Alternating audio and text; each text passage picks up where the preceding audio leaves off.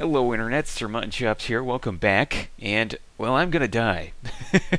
I am so tired. I am so beat from last night. We had a raid, and as often is the case, the server went down. The login server just crashed during that time. So we were stuck waiting hand and foot because you don't want to be leaving your corpse up there. Make it a lot harder on yourself the next day. So, yeah, I'm pretty exhausted, but I'm gonna get through this. We're all gonna get through this together. I survived the server crash of 2012. Yeah, it's pretty rough. That's why I've been starting to play other games like Nox and stuff, because when the server crashes, sometimes it's like 6 hours. Last night wasn't too bad. I believe it was like an hour and a half before someone rolled over and plopped the switch or flicked the switch, whatever the word is. I'm so tired. My English is going to be even worse than it is usually. I have bad English, but it's just gonna be even worse now. Even though I'm pretty good with words usually, I just can't pronounce them, and it's gonna be really bad. So I apologize, but here we are. I'm eating everything and drinking everything and destroying everything I can to make room because I'm gonna be ferrying some items over for this necromancer. He has the skeletal form, the illusion, so that comes from the amulet of necropets, which is quite expensive. But I guess when you're killing all these guards and making all this fat loot appear before your eyes and getting all that wonderful platinum, it shouldn't be too expensive in the long run. So I guess we could see where he gets all his money from. I'm going to be getting a little bit of that. I'm going to be getting the GP, and as you can see, also threw me some gold pieces to start off with as well. But yeah, I thought that was it for spears, and he's like, nope, got some more. So I don't really have a lot in the way of room, but I probably should have gotten some more bags along the way. But I was more focused on getting experience, and I think I'm going to throw a strength buff on myself here soon enough. It's too bad I don't have so yet, but or sow, whatever you call it. But yeah, it shouldn't take too long. I am going to cut this part out and have it kind of edited, so you don't have to watch me crawl my way towards the hobbit holes, the hobbit huts. But it's exactly what I'm going to do, and I'm going to sell them there. Now, my charisma is not very high, so these aren't going to sell for a whole lot. I think it's like 10 platinum a pop, but that's not too bad, considering I can keep the leftover GP, which is like, I think it's like 5 or 6 GP each spear, so that's pretty good. That's pretty good for this level. If you're just starting out in this zone, you can make a killing doing this. You just all you would do, but I recommend trying to level up as well. And remember the old spirit of the game. But well, here I am, and I have some plans for this character. I'm not sure exactly what those plans may be, what that all entails, because well, I haven't really played a druid in the past very long. I usually just stop at about 10, so I'm at 12 now, getting my way to some higher levels. Actually, I think I might be 11, but I'm close enough to 12. And yeah, I'm 11 in this footage, but I do ding here, knock on wood. Hopefully I won't D-level, but I got enough buffer experience so I won't. But yeah, in the way of plans, I'm not too sure. I may go to Karana's. I don't know. It depends on what people want to see. If you all want to see some other zones, because I have hunted in Karana's quite extensively, maybe I can go somewhere else. I'm all game for that. Maybe Cafe, maybe Steamfont. I know they have some Minotaurs there. Or what's that gorge? Gorge of Zorb, the Eye of the Beholder. I can go there, maybe. I don't know. I'm not sure what the level that is. I think it's a little bit higher. It's like a couple teen levels, maybe 14, 15. But well, I'm game for whatever, as long as it doesn't kill me. And later on, I do want to try Everfrost because I'm going to hunt some mammoths and get my grubby little hands on some mammoth tusks because they sell for 10 platinum a pop as well as these spears do. So yeah, and seeing as I don't want to ruin my faction with the Rivervale merchants and all the inhabitants there, I'm not going to be killing the guards here. I'm just not going to do it. It might be bad karma for my character, even though karma really doesn't have a qualitative value to it, or even quantitative, if you really think about it. But that's just a Western myth or Western idea. But, you know, whatever. Some people think that what comes back on you is what you put out, and that's possible. I'm not going to dog that. I'm not going to say whether or not it is or isn't so. I have no opinion on the matter. But, yeah, I'm going to run back and give this guy his platinum. The temptation is there, I'm sure, for people who do this, because there were a couple of halflings that were running items over for him other than myself. The temptation is there to keep the platinum and just log off and then maybe make another character and somehow transfer the platinum. I guess you would buy gems or something, but for myself, it's just not an idea. It doesn't really even enter my head. For one, it's not mine. That's the way I look at it. Even though I don't really believe in possession, uh, ownership is kind of a strange idea. It gets really foggy when you start talking about things like songs and stuff. Like I heard Michael Jackson owned what is it? A couple of the Beatles songs, which doesn't make any sense to me because they wrote the songs, and we all know that they wrote the songs. And whenever we think about the songs, we think about the Beatles, so it doesn't really make any sense. But I guess royalties are a factor. I have no idea. I think when you write a song, you get royalties, so it doesn't really make a lot of sense to me. But whatever. So yeah, I'm gonna go ahead and give this guy's platinum over, even though he's not Michael Jackson or the Beatles. He still deserves it nonetheless. And yeah, that's about it. I'm gonna go experience up some more, and he's gonna call me back here soon enough, and I'm gonna ferry the items over again. But yeah, I'm killing some wasps here because I want to get their wings. Their giant wasp wings only drop here, and I believe in Lesser Fate Arc. That's the only places you can get those. And they're for a bug collection quest. And all you have to do is you got to get a giant, what is it, scarab egg sac. You have to get a giant wasp wing, legs off of the queen clicknick or clacknack, whatever it is, and a few other items that are pretty easy to get your hands on. But those are the hardest ones. And as you can see here, I just got keel steeled. I do believe this was a genuine accident after I looked over the footage, but yeah, I'm gonna give him some grief for it. I'm gonna be a goof as I usually am. I was pretty energetic and persnickety as I am not now. I'm actually kind of grumpy. I could use some coffee or something. What is that stuff? They had some stuff they released in Canada. Somebody in Canada was telling me about it. I think it was Pepsi Blak. I don't know. I'll have to look it up. I'm going to link it in the description below because it was so bizarre and I heard it was disgusting. Like only like 3 out of 5 or 3 out of not 5, 3 out of 10 people liked it, so they discontinued the idea. The whole product itself just vanished. But it was called Pepsi Blak, and it was half Pepsi and half black coffee. So yeah, there's your caffeine intake for a year. I think that's what it was called. It might have been a Coca-Cola product. I'm not sure, but it sounded just nasty as dog shit, in my opinion. Just, unless there was enough sugar, and even then, you want diabetes type 12. I don't. I'll pass. But yeah, maybe right now I could use some of that. I'm pretty tired. I'm gonna collapse after this. Actually, I probably should eat something. I'm pretty hungry too. And then the problem is that as soon as I wake back up, I'm going to have to get into Sky because there's going to be another raid. But I'd have to go anyway because I got to get my corpse. It's on Island 4, and that's in the Plane of Sky, and that's where these flying horses are. They're like soul carriers and flying huge griffins. It's bizarre. It's a crazy zone. If any of you've been there, you'll know what I'm talking about. It's got some great views, but yeah, you gotta be careful in that zone. You got some islands that aggro you. You have mobs that aggro you, and then other ones that don't. But it's just a bizarre zone. It's like the Plane of Mischief, which I believe they will be releasing on this server eventually because it is classic. That is a crazy zone I've heard of. I've seen some screenshots. I've seen a little bit in the way of footage.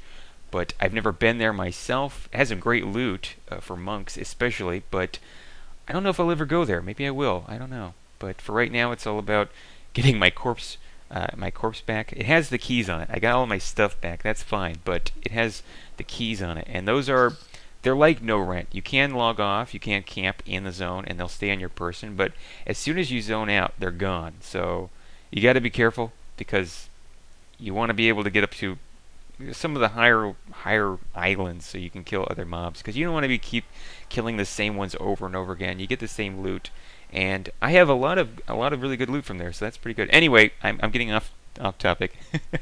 Got to be talking about my halfling druid, and I am liking this a lot actually. It's a lot of fun, and I don't know if I'll be able to kite efficiently. I know that there's quite a bit of quadding that goes on this server. I'm not really too sure how to do that. It seems pretty simple enough. I'm going to have to do a little bit more in the way of research on Alakazam and a couple other EQMU sites that I peruse from time to time because they have really good information on their forums. Just really solid information. If any of you want that link or something, just go ahead and send me a message. I can get that to you.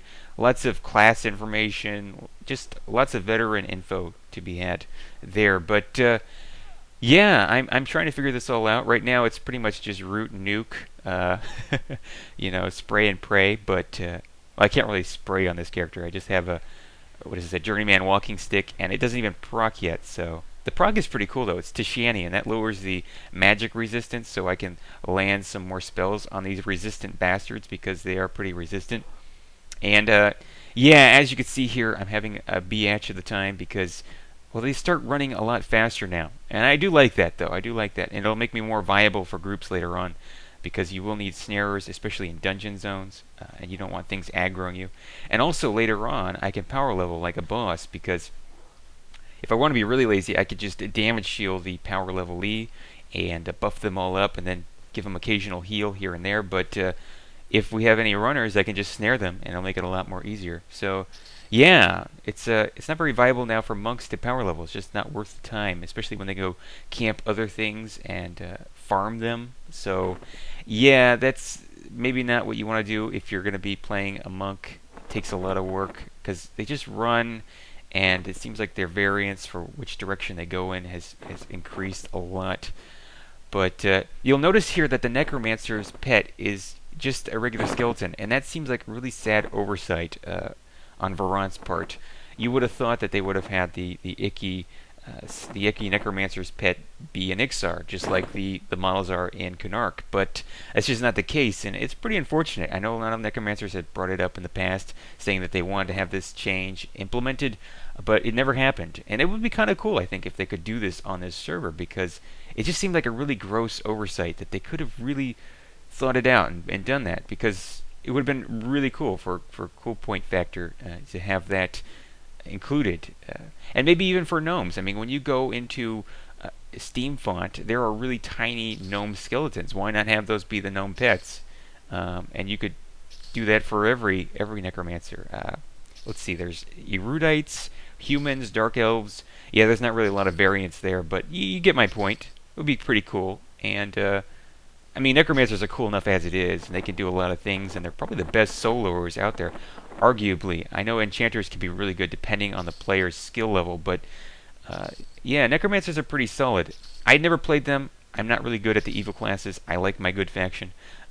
Just I'm kind of a wimp in that regard. I like my faction. I like moseying around and doing stuff and getting mixed up into, I don't know, just nonsense and regular stuff like that. But yeah, I'm not sure if I ever will play an evil class. I have played some evil races, and I didn't have any big problems with that. But yeah, I don't know. I just don't know. I think about as evil as I can get is Shaman. And they're pretty good soloers as well, but I don't know if I'll do those anytime soon. I'm kind of torn about whether or not I want to try a Barbarian because of the faction, or an Ixar because of the regen, and because they kind of look cool. So I don't know. It's a thought. And plus, Ixars get forage, and I really like that. But I have that on my Druid here. Now you'll notice that I have not slaved that to a movement key. Yeah, that's not because I'm a noob, even though I am. It's because I play a lot of different characters, and I don't want that corresponding key to transfer over to another character and have just everything go to shit. Because it will. Yeah, the key that corresponds to whatever movement key you designate it to will transfer over to other characters, so you have to remember to switch that out and make the necessary adjustments. Otherwise, you'll have something go absolutely bonkers. And, well, I think that the number 5 key actually on my monk is Intimidation, so that would be really bad. I would have to explain myself to the group, explaining why I broke Mez, or why the mob is running all the way down to the bottom of the dungeon level. So, yeah, I'm not going to be doing that. I'd rather just manually press it. It's not that big of a deal. I know I could skill it up a lot faster by slaving it to the left or right movement key. If you don't know how to do that, by the way, just go ahead and ask me or check on the forums. There's a lot of information there. It's pretty easy to figure out. There are options. Just press your EQ button down there in the bottom left-hand corner. I have it in that area. And it's not too difficult. You'll be able to figure it out. But yeah, I always wondered why monks didn't get the forge ability. It just seems like they'd be able to do it. You know, monks in real life have that kind of earthy quality. You'd think they'd be like Renaissance man, Maverick, that kind of thing. But well, I guess not. But maybe on other games they have that ability, but not in Classic Everquest. I think it was an oversight as well. There's a lot of oversights, a lot of differences in classes that I'd like to have seen, but whatever. I liked Classic Everquest, and I can live with it. I got my muffins and my milk on my monk, so that's not too bad. I think I'm doing good. And even though I'm not exactly 100% MacGyver in that I can't forage, I think I'll live. I can bake pretty good, which I'm going to also try to do on this character as well. I'm not sure what all trade skills I'll try with this character, but I think tailoring maybe, so I can make those weight reduction bags and bearskin potion bags, and maybe baking. And I'm definitely going to be drinking a lot, as you'll see later on in this footage. But that's just for yucks. I'm just weird like that. But as you can see there, I just dinged. Pretty good. I was pretty happy about that. Did not die anytime in between, which is rare for me. I usually do end up dying, as you'll end up seeing later on, I'm sure. But yeah, I'm going to turn in some Death Fist slash belts. I'm sure a lot of you are familiar with these from East Common Lands and turning them in Freeport, but there in fact is also a quest here, and I think that the experience is pretty much on par. It's about the same, and you get some good faction there as well. And yeah, that's about it. I just want to go ahead and showcase that. It's a lot harder, obviously, to get those belts because it's a very small camp there. But that said, you won't have anybody contesting you for the mobs, usually. It's a pretty open up space, and there's only about maybe 4 or 5 people in the zone usually, other than the people that are hunting the guards. So it's a pretty relaxing and casual area to level up. Not a lot of stress, and not a lot of activity going on, so it's pretty relaxed. I like it. I like the whole atmosphere. And I'm turning in some Runny Eye War Beads now. Now, off of the goblins, I didn't actually get any of them, but there are some Shattered War Beads. Those are basically worthless. I think they sell for like 4 or 6 copper pieces. You'll run into those occasionally. You gotta make sure you don't collect those because you could turn them in with this quest and it'll just screw everything up. But as you can see here, the experience off of these isn't great. It's probably more viable at like a level 9 or 8. But I'm doing the turn-in so I can later on get my squad ring. I go downstairs to the marshal and talk to him and ask him if I'm one with the wall, referring to the wall in Misty Thicket. And if I have really good faction, really good faction, later on he'll give me a squad ring, which is a 1-click heal, and it's rechargeable. It's a ring. And yeah, that's pretty good, especially if you're a melee type. It can save you if you're poisoned in a pinch. It can really make the difference between life and death, between a long corpse run and looking like a boss. Or at least saving face, which would be nice in some circumstances. Although I usually end up forgetting to actually use it. I forget that it's in my inventory, so you gotta remember that it's there, otherwise you'll really hate yourself later on. But yeah, you'll notice that these merchants here have different facial features. I was always kind of bummed out that they didn't allow players to have those available to them. Just seems like it would be a good option. There aren't really a lot of facial features to choose from with each gender and each race. And I don't know why they didn't allow that. Maybe there's some way to allow that on an emulated server. I don't know. But it would be kind of cool because you'll notice that in Gafay, you'll notice that in Rivervale, and a couple of other cities as well, that the merchants there have different facial features, and they're just not available to the regular everyday player. So it's kind of sucky. I don't know why they did it. But there it is. Now this guy has mutton chops as well, the banker here. So I would probably end up playing him. But well, there's plenty of mutton chops to go around with halflings. Not with the females. Although the dwarves have females which have beards. Some of them have beards. I think like 2. So I don't know. I don't think I'll ever be playing one of those.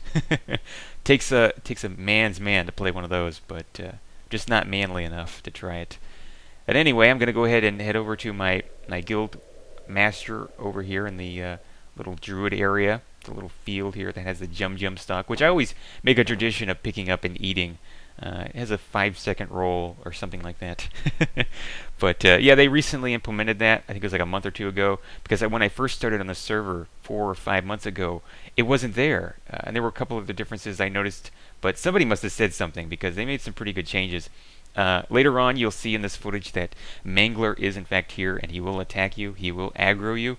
But there is a pretty big difference, and that is that the guards will kill Mangler. In Classic EverQuest, the guards would just leave you there, and Mangler was, I think, 1 or 2 levels higher than the first one, the first level. So newbies would accidentally aggro because they were snooping around, checking things out, and sometimes they would even kill him, but that would ruin their faction like crazy, just like if you kill Gunrich. So don't do that. But yeah, the guards wouldn't help them, and then they would try to make it to the zone, but they would die first. So it was pretty funny to watch that. It's very classic EverQuest. But yeah, I'm going to go ahead and do some fishing first. Did not catch anything from skill level 1 to 10. Really pissed me off. I was getting frustrated. I wanted to catch something, but all I did was spill my beer and not catch anything and lose bait. I didn't break my fishing pole. That's kind of nice, but it does happen from time to time. And I'm gonna try to actually get one of those collapsible fishing poles because they weigh less, and I think they increase your fishing ability. I'm not too sure, but there actually is a fishing pole that drops off a mob in, was it Taxiula Forest? Yeah, and it actually increases your fishing skill ability. So I think that's the one I'm thinking of. I'm gonna go try to get that later on, but yeah, right now I can't do that because the boat's still broken. I think. I don't know. I haven't been in that area for a while. I haven't been all the way out to Karanas and whatnot. So we'll see if I get over there. If I do, maybe I'll go hunt in that area. I don't know if I can hunt anything over there anymore because I'm pretty high level. It's pretty low level newbie area, so I don't know. Maybe I'll go hunt some of those cats in Kara Isle. Or actually, I could go to Erun's Crossing and hunt on Will-O-Wisp Island. That's an idea. But we'll see.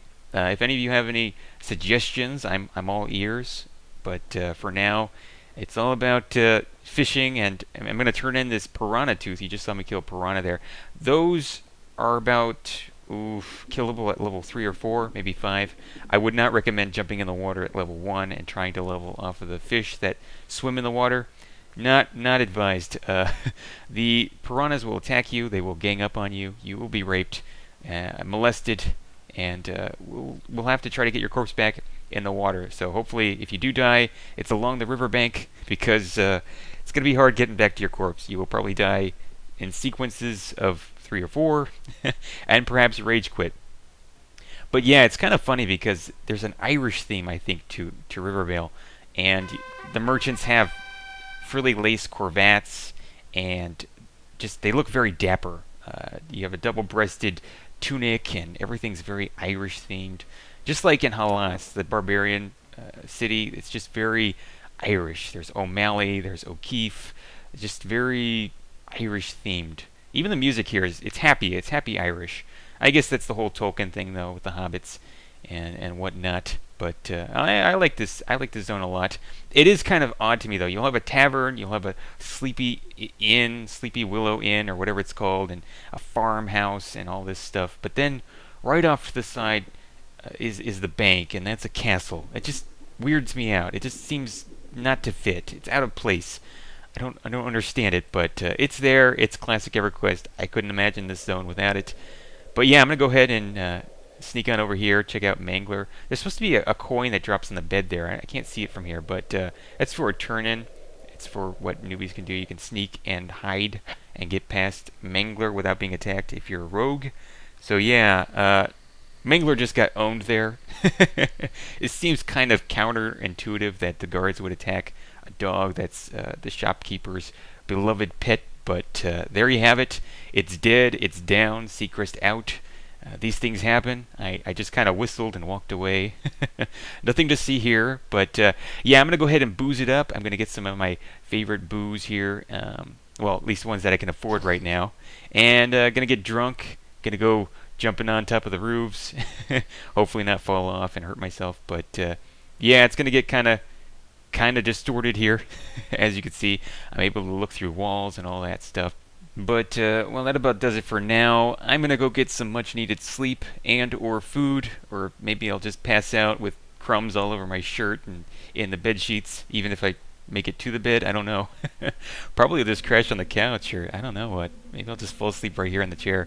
Anyway, that's about it. I'm going to go ahead and sign off, and thank you all for watching. If you have any recommendations for where I should go and level up, be sure to leave it in the comment section. And otherwise, thank you all for watching, and take care.